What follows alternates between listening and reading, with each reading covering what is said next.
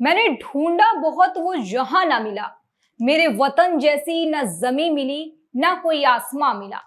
हर देश का वो नागरिक जो अपने वतन से प्यार करता है, जो उस देश का खाता है, उस देश का पीता है, उस देश में रहता है, उस देश की सेना उसकी रक्षा करती है, सेना की रक्षा की वजह से ही वो ये सब कर पाता है, वो तो इन लाइनों को खरा ही पाएगा। और जावेद अख्तर की तरह यही कहेगा कि मुझे नर्क और पाकिस्तान में से एक को चुनना पड़े तो मैं नर्क चुनूंगा। लेकिन देश में ऐसे देश प्रेमी है तो देश में ज्योति मल्होत्रा जैसे गद्दार भी हैं, जिस पर पाकिस्तान के साथ मिलकर देश की खुफिया जानकारी साझा करने के आरोप लगे हैं। क्या कहा है जावेद अख्तर ने पाकिस्तान को लेकर, जिससे यह पता चलता है कि पाकिस्तान की हैसियत और औहदा भारत के लोगों के लिए कितना नीचे है। बताएंगे आपको पूरा मामला। नमस्कार, आप देख रहे हैं न्यूज वॉच इंडिया। मैं आपके साथ रूपाली शर्मा। जावेद अख्तर ने हाल ही में एक बुक लॉन्च इवेंट में बताया कि उन्हें भारत और पाकिस्तान दोनों तरफ से गालियां पड़ती हैं। हिंदुस्तान वाले कहते हैं कि पाकिस्तान चले जाओ और पाकिस्तान वाले काफिर कहते हैं। बॉलीवुड के दिग्गज लिरिसिस्ट और स्क्रिप्ट राइटर जावेद अख्तर अक्सर अपने बयानों को लेकर सुर्खियों में बने रहते हैं, ये तो आपको पता होगा। जावेद अख्तर अपनी फिल्मों और गानों के साथ साथ अपनी बेबाकी के लिए भी जाने जाते हैं। सामाजिक मुद्दों पर अपनी राय से वो कभी पीछे नहीं हटते। पिछले कुछ दिनों में भारत और पाकिस्तान के बीच तनाव बना हुआ है। इस पर अब जावेद अख्तर ने भी अपनी प्रतिक्रिया दी है। मुंबई में एक बुक लॉन्च इवेंट में शामिल हुए जावेद अख्तर ने बताया कि अगर उन्हें पाकिस्तान और नर्क में से किसी एक को चुनना हो तो वो किसे चुनेंगे। इसी दौरान उन्होंने ये भी बताया कि कैसे उन्हें दोनों देशों की जनता से खरी खोटी सुननी पड़ती है। जावेद अख्तर मुंबई में संजय राउत की पुस्तक नरकतला स्वर्ग के लॉन्च इवेंट में पहुंचे थे। यहां उन्होंने भारत पाकिस्तान के तनावपूर्ण रिश्तों को लेकर बात की और कहा कि हिंदुस्तान वाले उनसे कहते हैं कि उन्हें पाकिस्तान चले जाना चाहिए और पाकिस्तान उन्हें काफिर कहते हैं। इवेंट में उन्होंने कहा कि अगर कोई एक तरफ से बात करता है तो लोग उनसे नाखुश रहते हैं, लेकिन जब कोई दोनों तरफ से बात करता है तो और भी ज्यादा लोग नाखुश रहते हैं। तब उन्होंने कहा कि मुझे दोनों तरफ से गालियां पड़ती हैं। कोई मुझे काफिर कहता है, कोई कहता है कि मैं नर्क में जाऊंगा, कोई मुझे पाकिस्तान भेजने की बात करता है। लेकिन अगर मुझे पाकिस्तान और नर्क में से किसी एक को चुनना पड़े तो मैं नर्क जाना पसंद करूंगा। सुनिए जरा क्या कुछ कहा उन्होंने।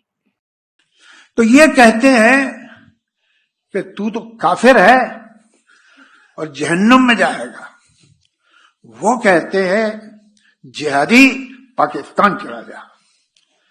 अब अगर मेरे पास सिर्फ चॉइस पाकिस्तान और जहन्नुम यानी नर्क की है तो मैं नर्क ही जाना पसंद करूंगा। होता यह है कि अगर आप सिर्फ एक पक्ष की तरफ से बोलते हैं तो आप सिर्फ एक पक्ष को ही दुखी करते हैं, लेकिन अगर आप सबके पक्ष में बोलते हैं तो आप ज्यादा लोगों को दुखी करते हैं।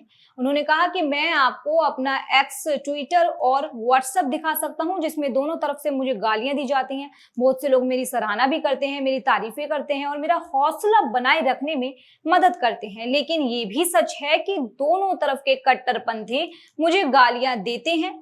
ऐसा ही होना चाहिए, क्योंकि अगर एक पक्ष रुक गया तो मैं ये सोचने लगूंगा कि मैं क्या गलत कर रहा हूं।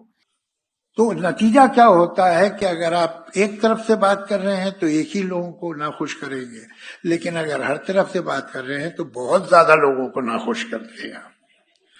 मैं कभी आप मिलिएगा अलग तो मैं दिखाऊंगा अपना आपको ट्विटर, अपना व्हाट्सएप, जिसमें मुझे दोनों तरफ से गालियां आती हैं। ऐसा नहीं है, मैं बहुत थैंकलेस होऊंगा और ये ना कहूं कि बहुत से लोग अप्रिशिएट भी करते हैं, बहुत से लोग हिम्मत भी बढ़ाते हैं, तारीफ भी करते हैं, प्रशंसा भी करते हैं।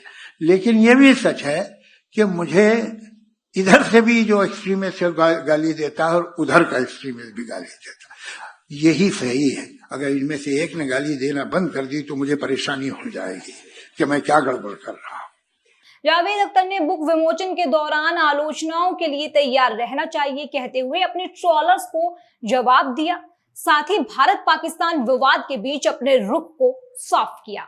इसी के साथ उन्होंने बताया कि जब वो मुंबई आए थे तब वो 19.5 साल के थे। वो महाराष्ट्र को अपनी कर्म भूमि मानते हैं और साथ ही ये भी मानते हैं कि उन्हें जो कुछ मिला, आज वो जो कुछ भी है वो सब मुंबई की देन है।